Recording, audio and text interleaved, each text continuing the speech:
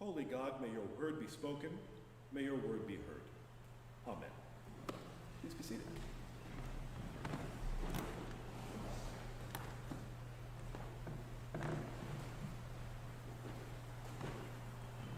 Hard texts for hard times. At least they're at the end. At least they're at the end. This passage from the Gospels is one of the most difficult for us here in our current life and setting to take to heart, I think. As people of generally liberal with a little L sentiment, affirming the goodness of family and people, it's hard to hear these words. And so a good place for us to begin our reflections this morning is with some context. Good old context coming to the rescue that scholars and historians kind of help us understand and appreciate about where things in the Bible come from and help us hear them with ears appropriate to the ears of those times, at least as much as we can get to it. So one of the most important things to remember about the culture of Jesus' time is that family wasn't just the relationship of blood and caring and home. It was a political relationship and an economic relationship. The politics were families and clans, struggling sometimes, working together cooperatively sometimes. Family is politics. Family is politics. So I invite you to hear Jesus calling his listeners to recognize that your allegiances to your family are not more important than your allegiances to God as I am preaching God.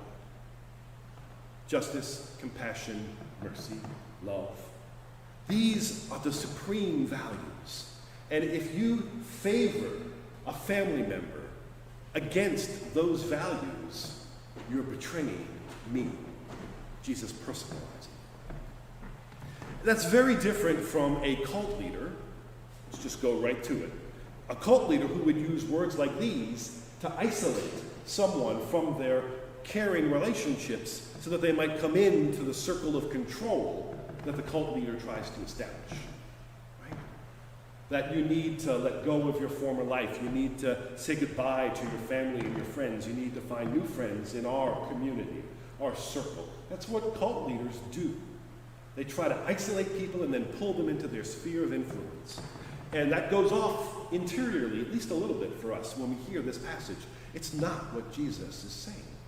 He's making this appeal to a cultural, political sensibility that your loyalty to family, to your family's betterment, needs to be put aside. And you need to be people who look out for all of God's people, most especially the poor, the oppressed, and the outcasts. It's not about your family being on the in, it's about your family helping those who are on the out. Is that different? Does that communicate? And that's a core essential value of the Bible through and through. Those who are on the outs, God has compassion on and seeks to bring blessing and abundance to them. And what story illustrates that more beautifully and heart-renderingly than the story of Sarah and Hagar? Sarah, just last week we were celebrating with her. She was given the gift of a child late in life. Impossible. A miracle. Say again? At 100 years old. At 100 years old. Impossible. Impossible, but with God all things are possible. And it's delightful, and we're laughing, and she names Isaac. He laughs because it's hilarious and wonderful and joyful. She was our heroine. Not so much today, because she's human. She may have been our heroine, but she's human. She has her weaknesses, she has her jealousies, and they come out in this story today. So a little backstory. This family, this Abraham and Sarah family, this founding family of our faith community, our ancestral faith community, is a messy one, which is always good to remember. That family is messy. So if our families are messy, we're in good company. No family is perfect. Every family is messy, and the Bible illustrates that. So Abraham was given by God this promise that through him and Sarah, the peoples of the world would be blessed. And he would have ancestors more than the stars of the sky, more than the sand in the desert or on the beach. And they get into old age and nothing's happened. They haven't had their child. So they get the idea That maybe what God is asking them to do is to conceive a child with one of Sarah's servants, Hagar. That is not a 21st century thought, right? Although maybe it's fertility and surrogacy, maybe, but the whole servant-slave relationship makes it very problematic. Nevertheless, they go on this path. And Abraham conceives a child with Hagar. And the thought is maybe this is how God's blessing is going to unfold. But Sarah finds that inside of her comes out this jealousy and this passion that makes her say, get her out. Because Hagar starts to, in her eyes, have a little over her, because she's born a son to Abraham and Sarah didn't. There's a break. She throws Hagar out, but Abraham relents, and Hagar comes back in, and they're all there together. And Ishmael is his name. We didn't hear his text in the name, did we? Ishmael is the name of Hagar's son. We did hear it. Okay. No, we did not. We didn't hear it. Okay, good. Sometimes in the course of 5 minutes I forget what we heard or said. So Ishmael is Abraham's son, and he loves him. As fathers and sons, when it's good, it's good. So this miracle happens of the blessing of Sarah conceiving Isaac, and the jealousy comes up again. Right? It comes up again. And there's so much in a human way to say about what Sarah's feeling when she sees Ishmael and Isaac together and playing, but she just erupts. They have to go, she says. And Abraham relents. And God says something to Abraham that is our theme. Don't be afraid of doing this. I'm going to care for this mother and this child and bless them, and they will be a blessing to others. Nations will come out of them. So give Abraham a little space. He's doing this awful thing, but he has this inner affirmation from God that God's going to take care of him. The partying takes place, and then just that scene of Hagar going out into the desert, left with insufficient provisions, and just laying the child down because she can't bear to watch him die. Just if you have any compassion at all, you feel it. And into that space, into her grief, into her cries, into her as out as one can be in this world, God comes and brings love and compassion and mercy and life. Family of faith, founding family of faith. And here's the core story. Those who are oppressed, outcast, on the edge of despair and death, God comes with compassion and life. So when Jesus is talking about this what we need to do to put God first, he's talking about that, right? He's not saying throw your family out in the desert. He's saying put the values of mercy, justice, and compassion for those who are on the outs of our community first. And unless you're doing that, you're not being faithful to me. And Jesus' time, the social setting of Jesus' time was horrific. It was horrific. The Holy Land was occupied by the Romans, a brutal, worthless, oppressive, occupying force. The leaders of Judaism of the Jewish people at that time were compromised because they know what the Romans do to peoples who rebel or who don't conform to their expectations for the Pax Romana. So they're compromised. And the people are poor and restless and barely able to keep up with the taxation and the demands that this economy and political culture is putting upon them. That's the context that Jesus is preaching about. That's the context where Jesus is saying, you've got to put these God values first. And it's going to cost people their lives. And in that compromised systems, there are people who are not going to be willing to take the risk. And Jesus is saying you have to do the godly thing, whether your family is with you or not. Does it sit a little different now, that gospel passage? Because we can relate to that. We can relate to that. I think the moment that we're in here in our country has something to do with family in its negative sense, in the sense that Jesus was trying to critique in his day. That there's a sense that there is a group of people who are the most important people. and that this group of people should enjoy their place of privilege. And anybody who's challenging that is challenging, let's say, the divine order. Am I speaking too vaguely? White folk, some white folk, think that this country is their country. And they want to make America great again, as in white again, at least in its appearance. It was never white, right? I'm not going to go into history. You should know it. If you don't know it, learn it. And we can do that together. And you're learning. Minnesota, stop. Okay. So the dynamic, the political dynamic that has unfolded in these last few decades of the 20th century and these first decades of the 21st is that we have a political party, the Republican Party, I'm just going to say it, right? I'm not telling you who to vote for, I'm just talking about the reality. Aligned itself with this sense of the white family is the right family, the family that should be in charge. It was actually an explicit strategy, right? And if you know your history, you know when the Voting Rights Act was passed, things flipped politically in this country. Because where was one of the democratic centers of power in the 40s, 50s, decades before that? The South. Who was on the wrong side of the political debate of the Civil War? The Democratic Party. That's just an artifact of history. And what happened when the Voting Rights Act passed?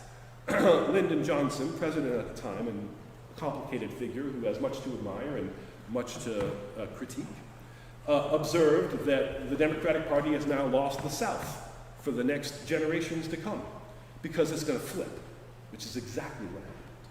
And political operatives, particularly if you don't know the name Lee Atwater, there's someone you need to know. You need to know who Lee Atwater is and what he did.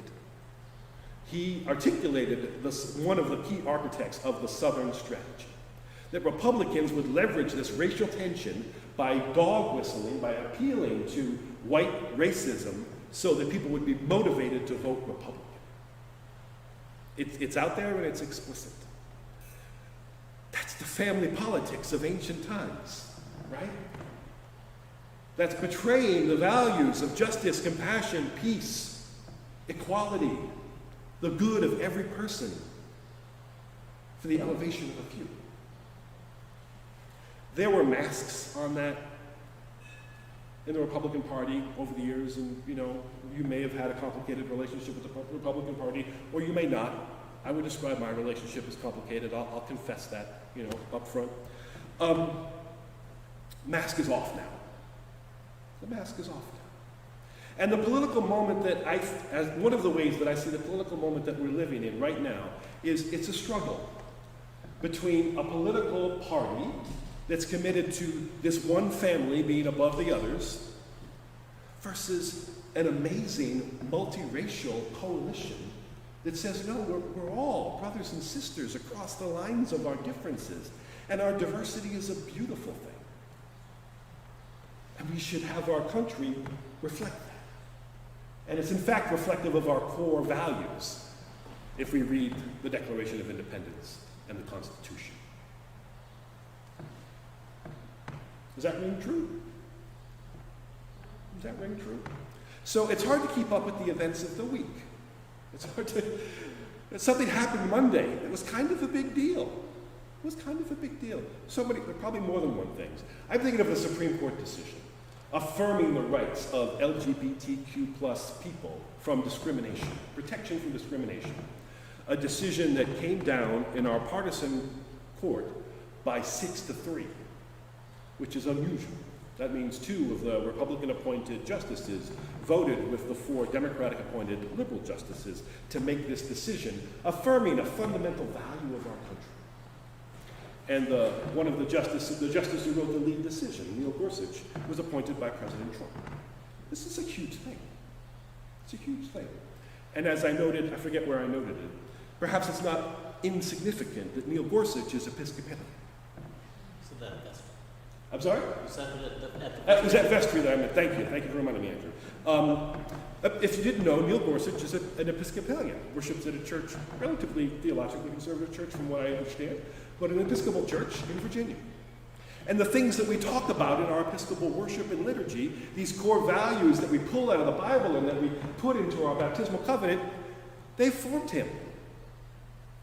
I don't think he explicitly appealed to it. He doesn't need to, because they are harmonious with liberal, little L, American political values. That's a huge deal. That's a huge deal. There's reasons to be concerned about decisions to come, and we have work to do, but that was a moment of this diverse, multicultural America starting to get its legs under it again after we've been knocked back by this administration and this party. So I don't know how plugged in you were to the events of last night. I was kind of plugged in because I kind of wanted to know at the president's rally in Tulsa, Oklahoma, what would happen. Because this seemed to me kind of a potentially a lighting of a match, and maybe an inflection point in how this is going to play out. How this next 5 months, God, hear our cries, God. 5 months until election day. So I wanted to know. I didn't watch it. I, followed people who were watching it on Twitter. Safe filter, safe space, so that I didn't have to directly be exposed. And God bless those who gave of themselves to watch and to report on what they were experiencing. And so here's one of the things about it that kind of was of concern to me. How many people had signed up for it? Had you heard this?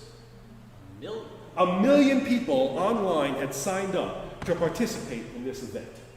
That, created an impression that there's some passionate followers for the president and for his stance, his political stance, that this white family should be the one in charge.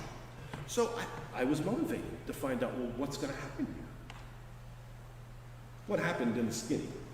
Did 1 million people show up? 6,200.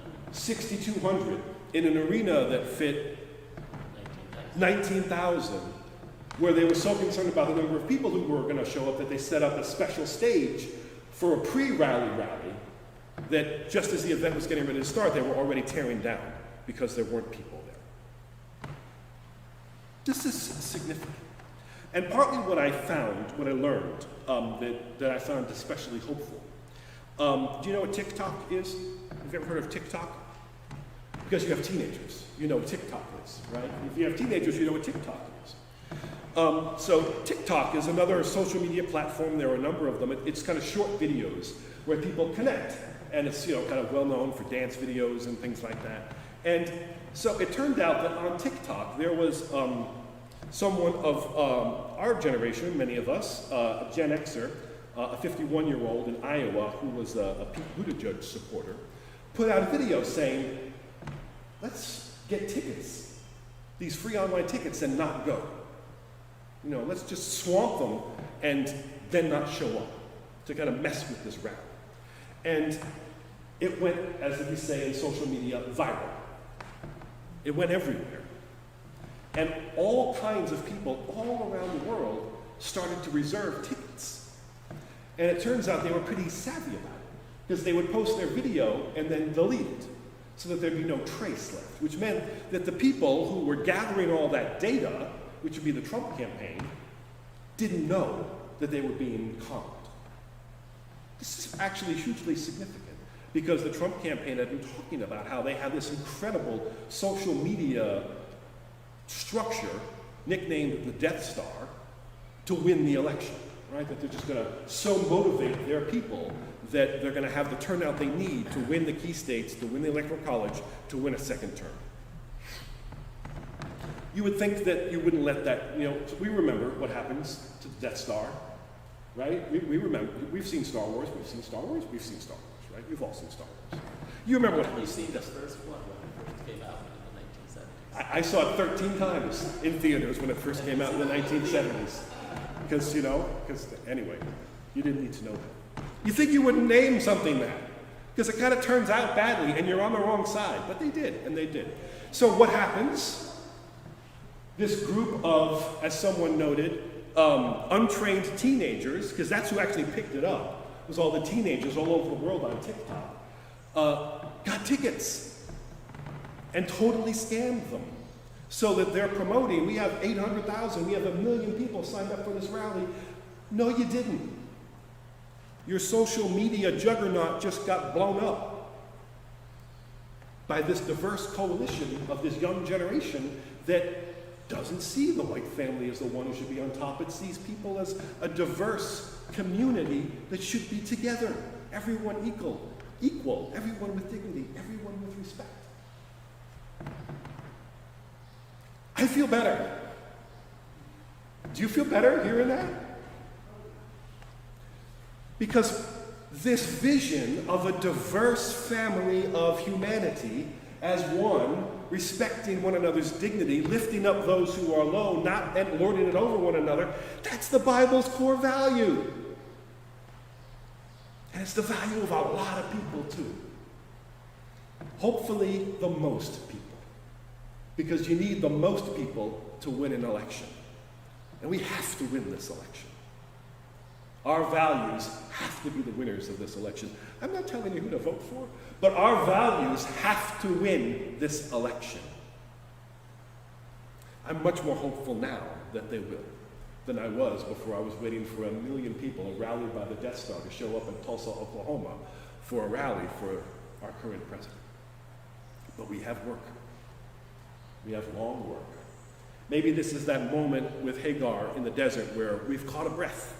We've been shown the well. We can renew ourselves, but the journey's ahead of us. So rest up. Be refueled. But our journey to craft a future of dignity and respect and equality and compassion really has only just begun.